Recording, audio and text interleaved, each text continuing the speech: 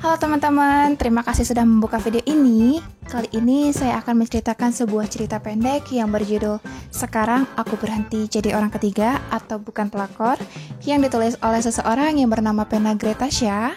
So, take your time and listen to her imagination with Ini Mary.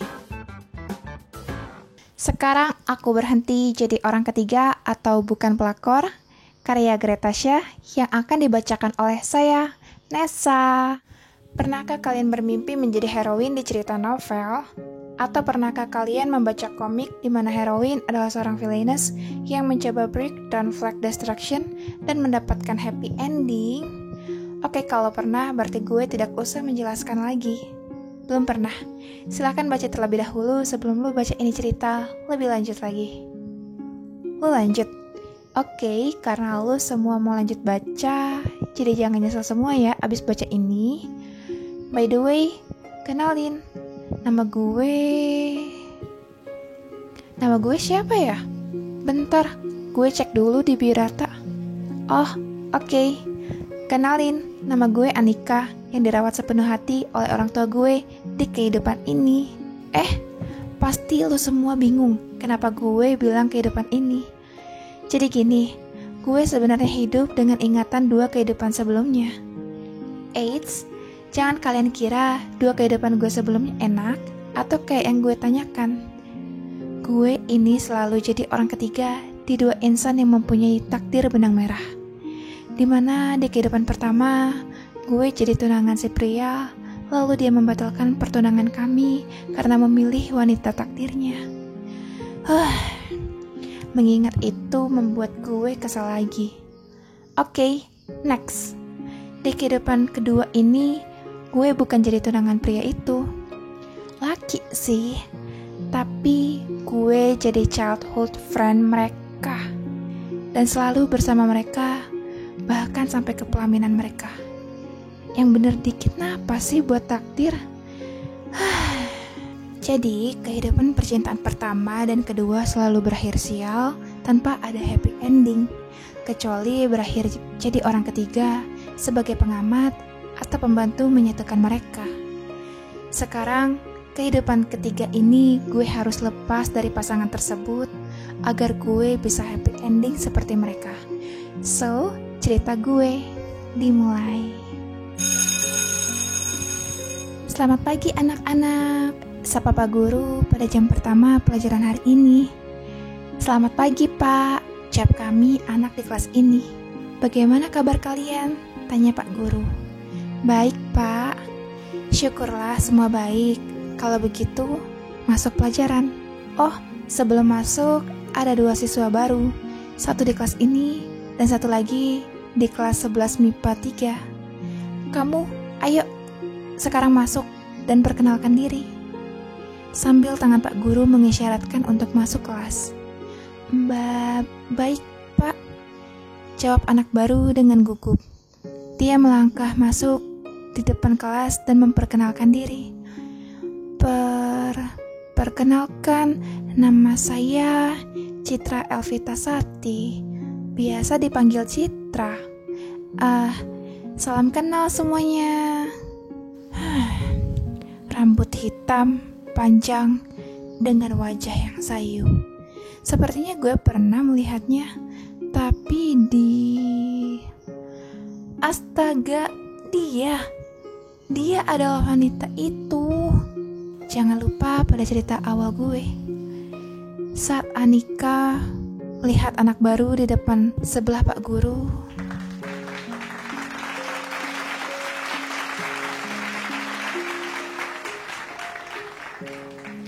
baik, karena tempat duduk yang kosong hanya sebelah Anika, kamu duduk di situ. Sambil Pak Guru menunjuk ke arah tempat duduknya. Hah? Apa? Gue harus duduk di sebelah dia? Jerit batin Anika. Baik, terima kasih Pak. Sambil sedikit membungkuk kepada gurunya dan melangkah ke tempat duduk yang telah ditentukan. Mampus. Sial. Padahal di kehidupan ini, gue berusaha tidak berada di jangkauan mereka. Tapi kenapa terulang lagi sih? Anika frustasi pada Tuhan yang tega mempermainkan hidupnya seperti ini. Halo, sapa Citra. Halo, permisi, sapa Citra lebih dekat. H-A-L-O, sapa Citra di telinga Anika. Wah! Teriak Anika kaget dan langsung menutup mulutnya dengan sadar telah membuat perhatian satu kelas ke arah dia. Ada apa Anika? Ada masalah? Tanya Pak Guru. Tidak Pak, tidak ada masalah. Maaf saya tiba-tiba berisik, jawab Anika dengan sedikit menundukkan kepala, lalu kembali duduk di tempatnya. Terdengar suara tertawa satu kelas karena kelakuan Anika. Maaf telah membuatmu kaget, tapi dari tadi kamu tidak menjawab. Jadi, kata Citra dengan wajah sedih. Melihat itu, membuat Anika mau tidak mau luluh. Memang heroin satu ini, batinnya. Sudahlah, ini bukan salah lu. Baiklah. By the way, lo manggil gue kenapa? Tanya Anika. Kenalin, nama aku Citra. Kamu? Sambil memberikan senyum. Senyumnya silau sekali, batin Anika. Gue Anika, jawab seadanya. Salam kenal Anika, dengan memberikan senyumnya lagi. Baiklah anak-anak, sekarang sudah jam istirahat. Jangan lupa tugas dikumpul minggu depan, kata Pak Guru sambil merapikan bukunya. Baik Pak, jawab semua anak kelas dengan Pak Guru sudah keluar dari kelas. Akhirnya istirahat juga, kata Anika setengah berteriak. Mereka sedang membicarakan apa? Hei, kalian udah denger belum? Anak baru satu lagi, kata anak A. Belum. Memang kenapa dia? Kata anak B. Dia ganteng banget. Terus suaranya enak didengar.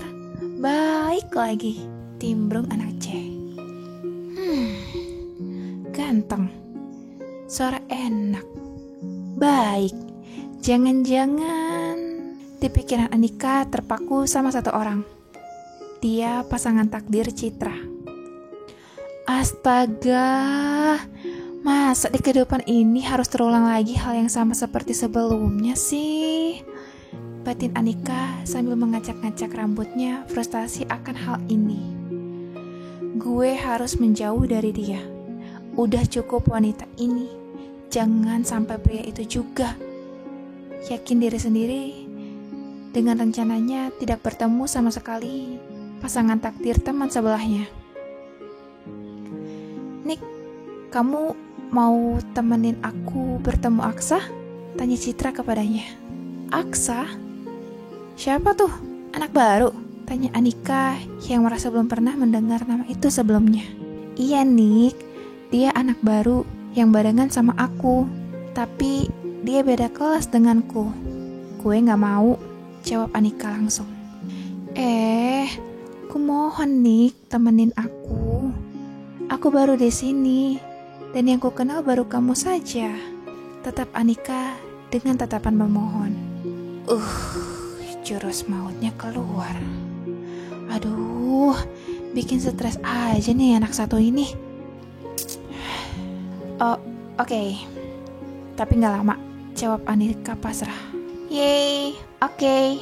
Ayo, sekarang kita pergi. Sambil menarik lengan Anika. Tuhan, tolong gue. Masa di kehidupan ini nasib gue apes lagi kayak dulu? Tuhan, Buddha, kami sama, atau siapapun, tolong gue untuk keluar dari takdir terulang. Batin Anika memohon mendapat keajaiban. Aksa, panggil Citra dengan semangat. Aksa menengok ke sumber suara yang memanggilnya. Citra ditambah senyum yang menambah ketampanannya. Bener dugaan gue. Dan senyumnya silau bet kayak sinar lampu, batin Anika setelah melihat anak baru. Cowok di belakangnya memberikan senyum ke arahku. Genit sekali, kayak dikira gue liatin dia aja. Halo Aksa. Lalu, di sebelahmu siapa? Tanya Citra. Dia teman masa kecilku. Namanya Ezra. Ezra, ini anak baru yang kuceritakan tadi. Namanya Citra. Oh, ini. Lalu, cewek cantik yang di sebelahnya siapa? Tanya Ezra langsung tanpa berniat melanjutkan perkenalan dia dengan Citra. Anika, jawab Anika langsung. Kenapa nih orang? Dan lagi, Aksa dan Citra sudah menunjukkan ketertarikan masing-masing. Jadi, gue harus menyingkir sekarang. Gue cabut dulu ya sama nih cewek. Lu sama Citra silakan ngobrol berdua dengan bebas. Bye. Ezra langsung pergi sambil mencengkram tangan Anika. Hey, stop. Lepasin tangan gue. Teriak Anika sambil berusaha melepaskan tangannya. Enggak, gue enggak mau lu ngerasain hal yang sama seperti dulu, kata Ezra dengan suara kecil. Apa kata dia? Dulu? Maksudnya apa? Batin Anika bertanya-tanya. Ezra membawa Anika ke kantin, lalu duduk di tempat yang masih kosong. So, lu bawa gue mau ngapain? Tanya Anika tanpa basa-basi. Gue mau makan soto. Lu mau makan apa? Tanya Ezra tanpa menggubris pertanyaan Anika. Lu belum jawab pertanyaan gue. Oh, teriak Anika frustasi dengan orang ini. Gue bakal cerita dari awal, tapi akan panjang. Jadi kita dua paling enggak makan dulu. Makanan lu gue samain aja ya dengan gue, jawab Ezra tanpa memperdulikan Anika yang mau berteriak lagi. Nih, makan dulu. Abis itu baru gue kasih tahu, suruh Ezra. Anika mengambil soto yang telah dipesan Ezra dan dengan cepat dia memakannya sampai habis. Gue udah selesai makan, jadi bisa sekarang kan? Melihat Anika cepat selesai, mau tidak mau Ezra memakan habis dengan cepat. Lalu setelah itu mengambil minum yang telah dia pesankan. Oke, gue cerita. Jadi Ezra menceritakan bahwa dia mengingat kehidupan sebelumnya. Ternyata selama 2 kehidupan sebelumnya dia sudah mengawasi Anika. So, lu udah tahu gue, udah tahu my suffer. Tapi kenapa lu gak datang seperti sekarang? Lalu alasan lu ngawasin gue apa? Biar takdir berjalan seperti seharusnya? Atau apa? Kata Anika dengan nada sedikit meninggi. Matanya mulai berkaca-kaca akan informasi mendadak yang dia terima. Ezra melihat itu, langsung memegang telapak tangan Anika dengan lembut dan berkata, gue dulu cuma ngawasin lu karena hanya itu yang gue mampu. Di kehidupan pertama, status gue dan lu sangat jauh berbeda. Di kehidupan kedua, gue sering sakit-sakitan. Jadi hanya bisa meminta orang lain untuk mencari kabar lu. Sekarang, status dan kesehatan udah gak masalah lagi buat gue untuk nolong lu.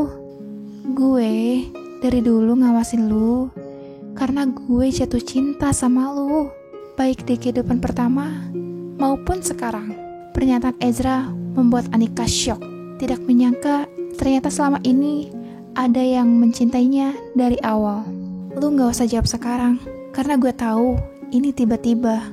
Dan kalau lu gak suka sama gue bakal berubah sesuai yang lu suka. Di kehidupan ini, gue akan lakuin apa saja asal bisa dapetin lu. Mendengar pernyataan terakhir Ezra seperti ini, membuat Anika bingung, sekaligus bahagia. Dia tidak menyangka di kehidupan ini, dia mendapatkan cinta seperti heroin di novel atau di komik. Gue masih shock atas statement lu yang tiba-tiba. But gak masalah kan? Kita coba jalanin dulu. Anika mengeluarkan tenaganya agar bisa bersikap seperti biasa. Makasih my princess. Aku Aku akan berusaha segenap jiwa dan ragaku untuk membuatmu bahagia.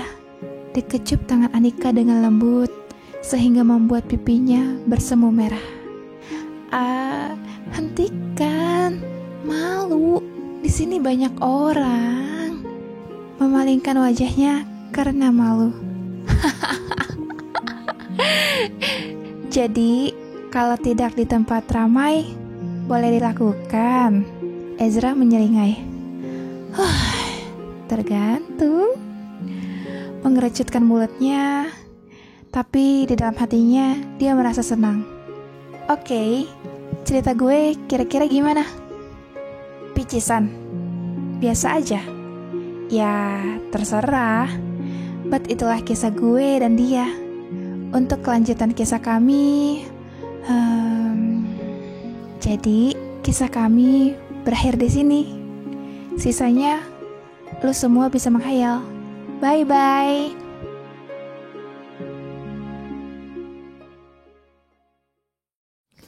Oke teman-teman, itu tadi cerita dari Gretasha. Untuk kalian yang ingin melihat karya-karya selanjutnya dari sang penulis, kalian boleh cek Instagramnya di @gretasha_58.